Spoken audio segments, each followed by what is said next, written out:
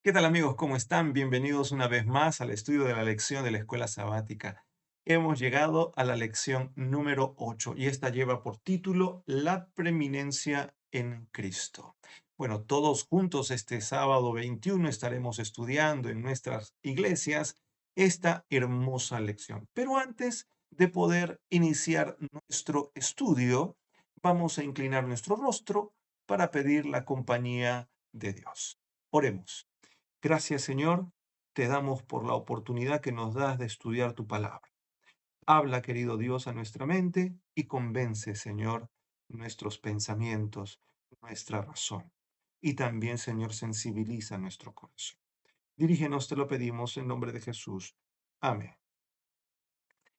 ¿Alguna vez alguien te ha dicho quién es Jesús para ti?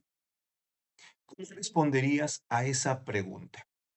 ¿Sabes tú que hay muchas maneras de poder responder esa pregunta?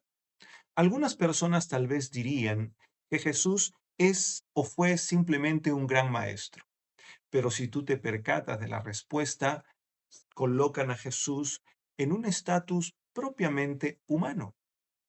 Tal vez otro diría, bueno, entonces Jesús fue un gran profeta, pero aún el estatus sigue siendo humano. Sí, está transmitiendo información divina, porque Dios se la da, pero él solamente es un ser humano.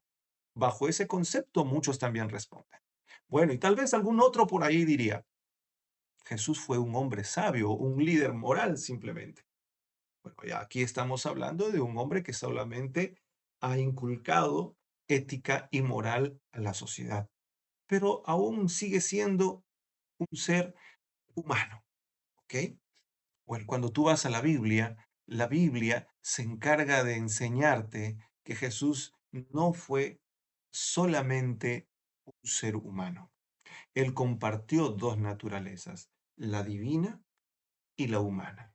Pero aún más, cuando tú vas a la Escritura, e incluso cuando lees algunas declaraciones del apóstol Pablo, te percatas que la declaración respecto a Jesús es mucho más contundente.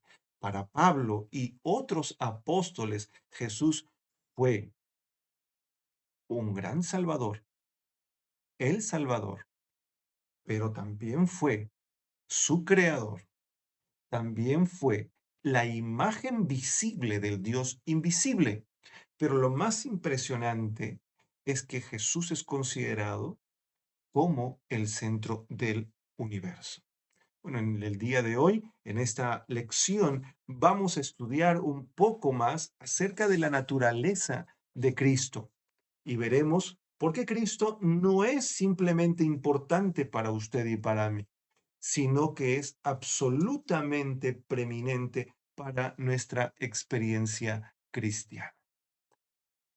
Vamos a ingresar ahora al estudio de nuestra lección. Hemos dividido la lección en cuatro bloques y el primer bloque lo hemos titulado La imagen del Dios invisible. Y aquí en esta sección hemos tomado Colosenses capítulo 1, versículo 15 al 17 y vamos a leerlos todos juntos, ¿sí? Por favor, si tú tienes allí tu Biblia, si tú posees una Biblia en casa, abre tu Biblia y acompáñanos con la lectura. Si no, tienes el texto también en la imagen. El texto dice de la siguiente manera: Cristo es la imagen del Dios invisible, el primogénito de toda la creación. Por él fueron creadas todas las cosas, las que están en los cielos y las que están en la tierra, visibles e invisibles, sean tronos, dominios, principados o autoridades. Todo fue creado por medio de él y para él, porque Cristo existía antes de todas las cosas y todas las cosas subsisten en él. ¡Qué tremenda declaración! Acá nosotros vamos a darnos cuenta que el apóstol Pablo tiene un concepto muy específico respecto a Cristo. Y mira, yo he destacado aquí la palabra imagen, ¿sí? ¿Puedes apreciarla allí? Hemos destacado la palabra imagen. Y esta palabra imagen tiene una connotación muy especial. Es posible que tus pensamientos estén viajando rápidamente al Antiguo Testamento, ahí en Génesis 1, cuando Dios hizo al ser humano. Lo hizo a imagen y semejanza, dice la Escritura. Ahora Pablo utiliza esa figura para hablar de Cristo. Fíjate, para Pablo, Cristo es la imagen del Dios invisible. ¡Wow! ¿Qué cosa significa esto? Es decir, en pocas palabras, para Pablo, Cristo no era solamente una copia o no era una mera copia de Dios. Para Pablo, Cristo no era un reflejo inferior de Dios. Para Pablo, Cristo es la imagen de Dios, la imagen de un Dios que tal vez nuestros ojos mortales no pueden apreciar. Pero Pablo nos dice, si usted logró contemplar a Cristo, si usted se, se relacionó profundamente con Cristo, entonces usted habrá también logrado observar al Dios invisible. Y es interesante porque en este sentido, cuando leemos, por ejemplo, textos como Hebreos el capítulo 1, versículo 3, encontramos ahí declaraciones tan contundentes como, por ejemplo, de que Cristo es la imagen misma de su sustancia. Una vez más, Cristo es la imagen del Dios invisible. El ver a Cristo, el acercarnos a Cristo, el relacionarnos con Cristo, es relacionarnos también con el Padre.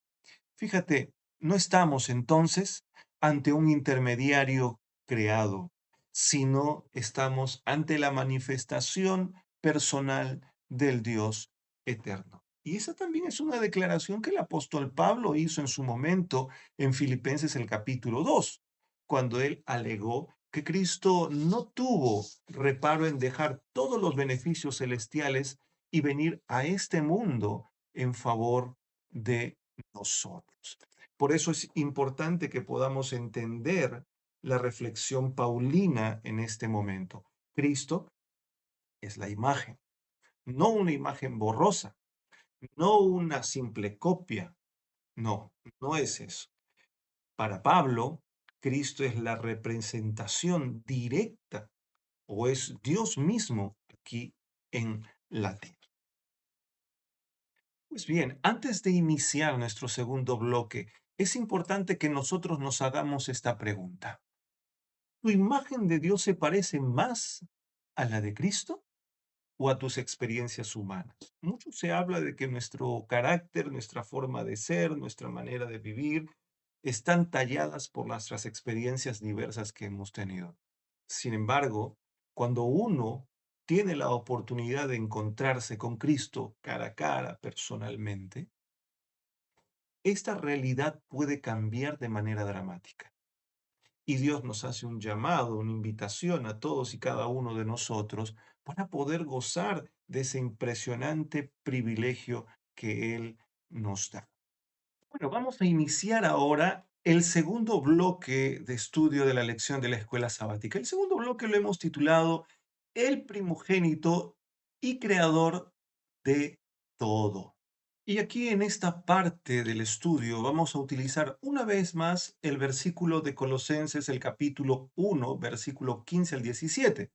Pero vamos a centrarnos en la expresión el primogénito. Es interesante.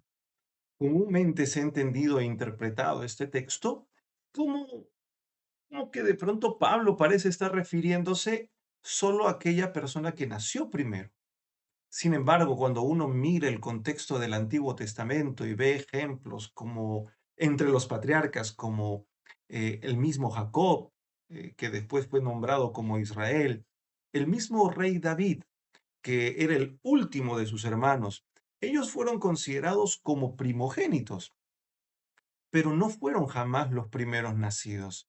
Y ellos fueron denominados primogénitos porque el Señor derramó una bendición especial en la vida de cada uno de ellos. Entonces, el Antiguo Testamento nos va enseñando algunas cosas muy particular, que la expresión primogénito tiene la tendencia a destacar no solamente aquel que ha nacido primero, sino que tiene la tendencia a destacar aquel que ha adquirido mayor autoridad, ha adquirido mayor herencia, aquel que ha adquirido supremacía y aquel que ha adquirido mayor preeminencia. Bueno, hemos mencionado algunos ejemplos, pero tal vez el ejemplo que más rápido viene a nuestra mente es la del rey David, ¿sí? En el Salmo 89, el versículo 27, podemos encontrar que él es mencionado como primogénito. Y Pablo parece tomar una idea del primogénito muy similar a esta, no en un sentido tanto de origen cronológico, sino en realidad de rango. Es decir, Pablo no está mirando si Jesús nació primero, fue creado primero o fue puesto primero. Pablo está mirando a Jesús como primogénito de toda la creación en un sentido de rango, como que Él está por encima de toda la creación. Entonces, en ese pensamiento, Cristo tiene la supremacía de la creación o sobre la creación, y no tanto como algunos creen que pertenece a ella. Repito, Cristo tiene supremacía sobre la creación y no pertenece tanto a ella.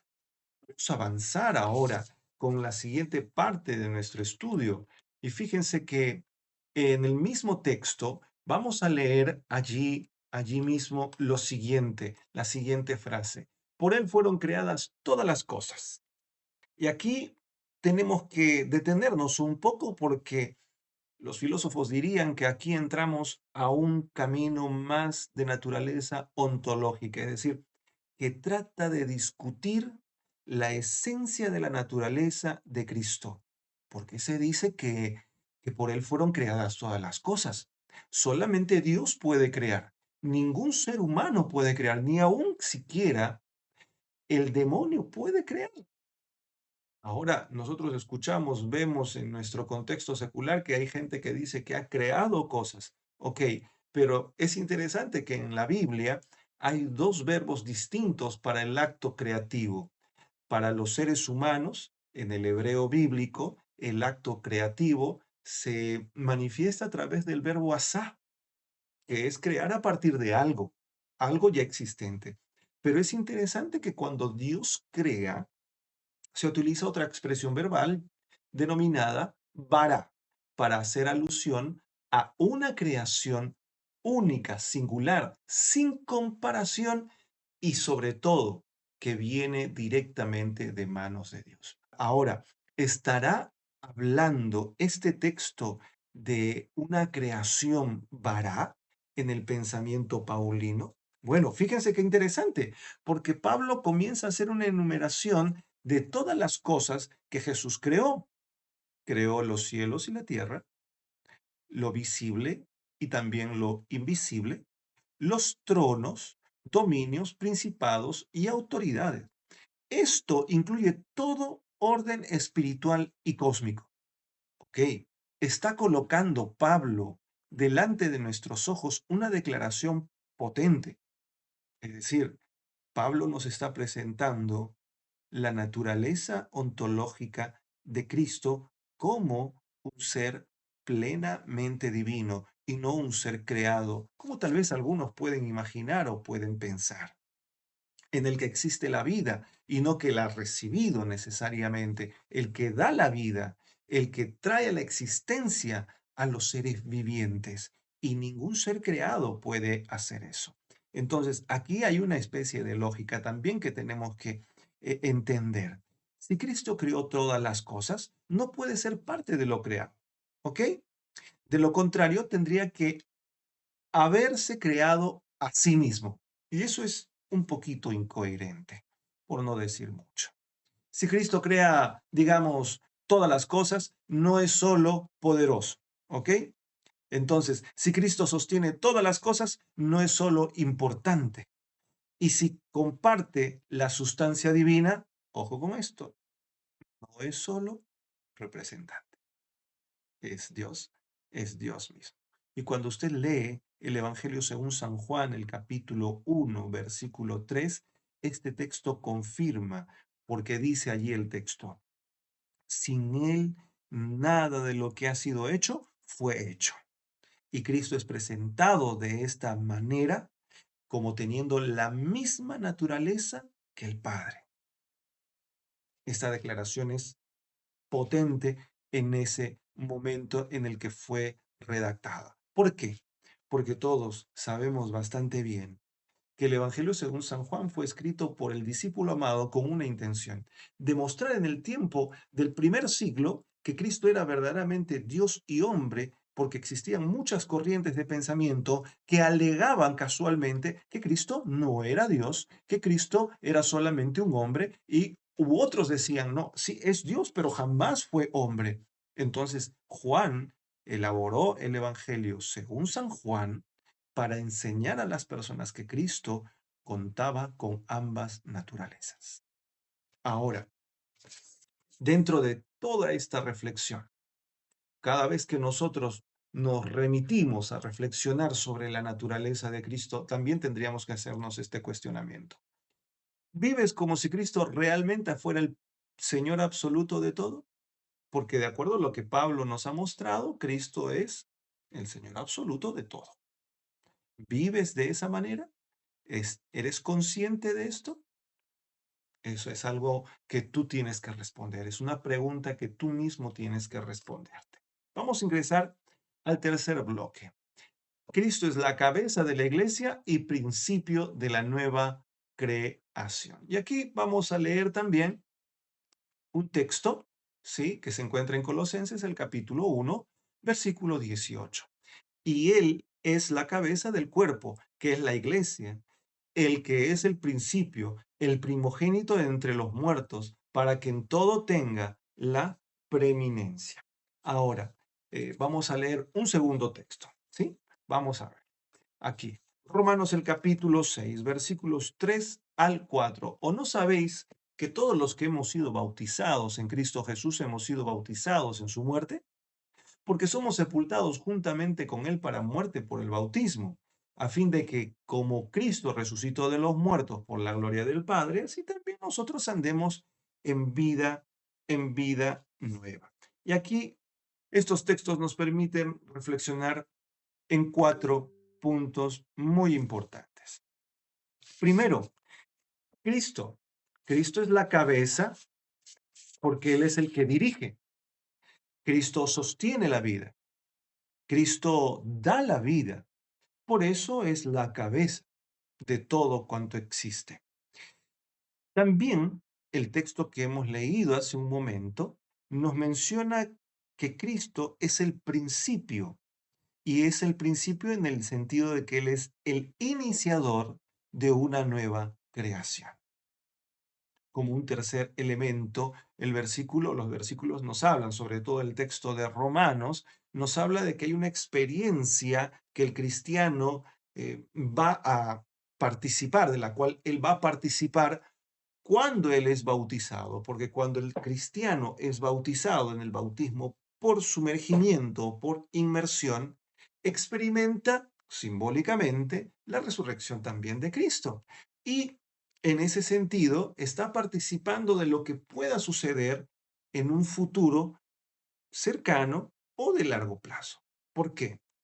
Porque cuando la persona se bautiza, cuando la persona acepta el bautismo de Cristo, y le entrega su ser por completo y digamos el día de mañana, Dios no quiera, usted falleció y usted caminó una vida de rectitud en este mundo, el Señor le dio a usted su gracia y su misericordia y le dio una promesa que usted se levantará cuando Él venga por segunda vez.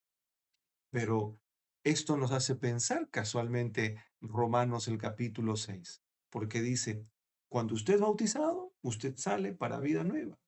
Usted participa de la resurrección de Cristo. A eso se refiere con una vida nueva.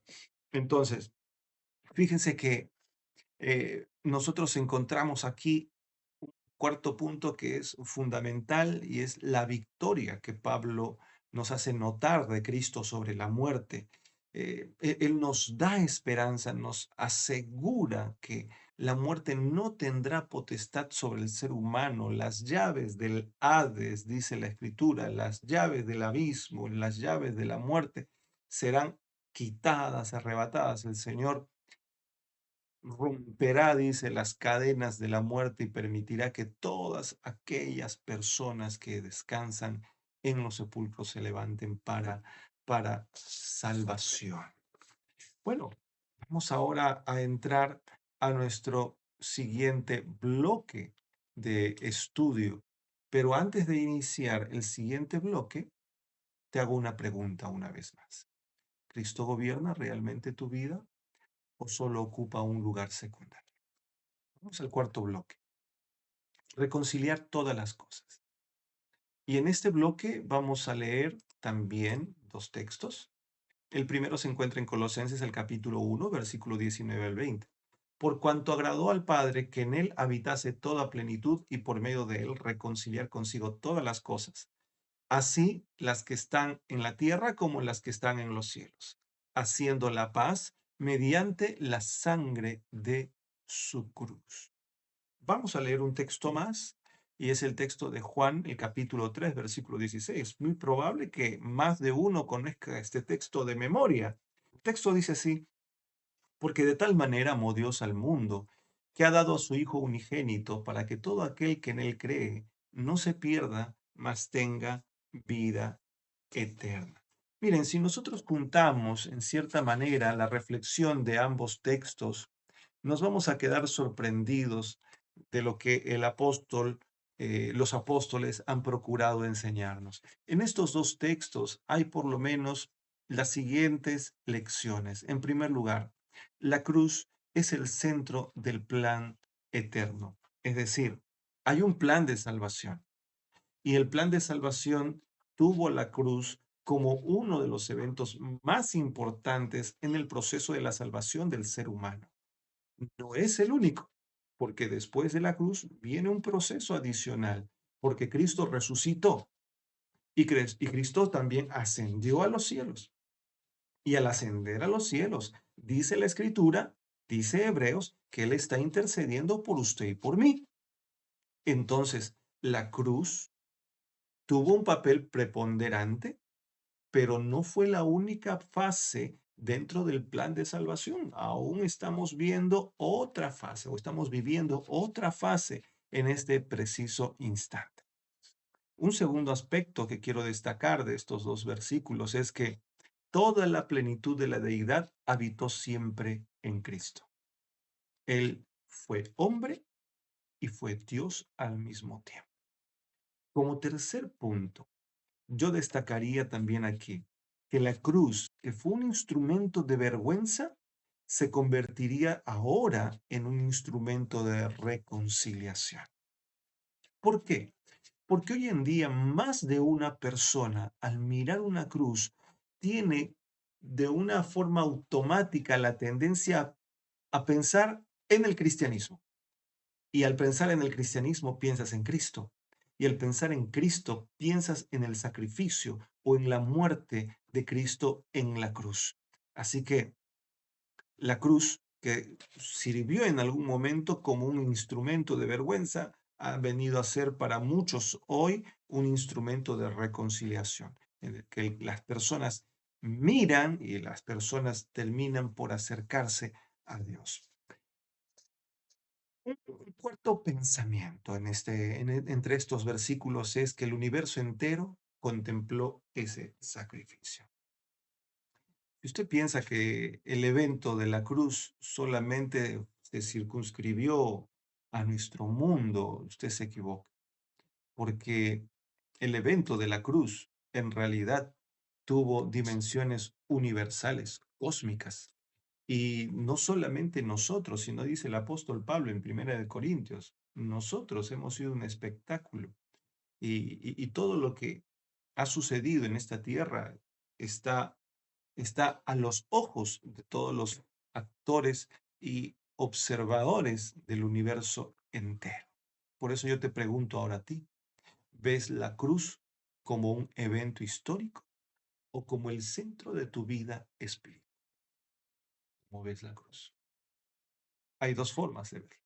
Simplemente como una reliquia o tal vez como el centro del inicio, del fortalecimiento de tu vida espiritual. Para ir terminando, vamos a leer una cita de Ellen G. White que se encuentra en el libro Alza tus ojos, la lectura del 8 de mayo en la página 140. Fíjense lo que ella dice, ¿no? Dios se revela en Cristo. Nuestro Salvador es la imagen del Dios invisible. Y dice aquí, oh, cuán cerca del cielo podemos estar. El que me ha visto a mí, ha visto al Padre, declaró en cierta ocasión Cristo. Queridos amigos, hemos llegado al final de nuestra lección y yo quiero desafiarte así como todas las semanas te he desafiado. Esta semana identifica un área de tu vida donde Cristo no sea preeminente, donde Cristo no ocupe ese primer lugar. Yo no sé cuál área puede ser. Tal vez puede ser el trabajo, tal vez tu vida familiar, tu vida matrimonial, eh, qué sé yo, solamente tú lo sabes, tus negocios, quién sabe. Pero te invito a que tú puedas reflexionar en, en esto durante esta semana, ¿sí? Toma una decisión concreta para devolverle la preeminencia a Cristo en tu vida. Bueno, vamos a terminar así como hemos iniciado, vamos a orar en este instante, así que te invito una vez más a que podamos inclinar nuestro rostro para orar. Querido y amante Señor Jesús, reconocemos que muchas veces te relegamos a un segundo plano. Por favor, hoy afirmamos que eres el creador, el sustentador, la cabeza y nuestro redentor. Ocupa el primer lugar en nuestras vidas. Te lo pedimos por amor de tu nombre. Amén, Señor.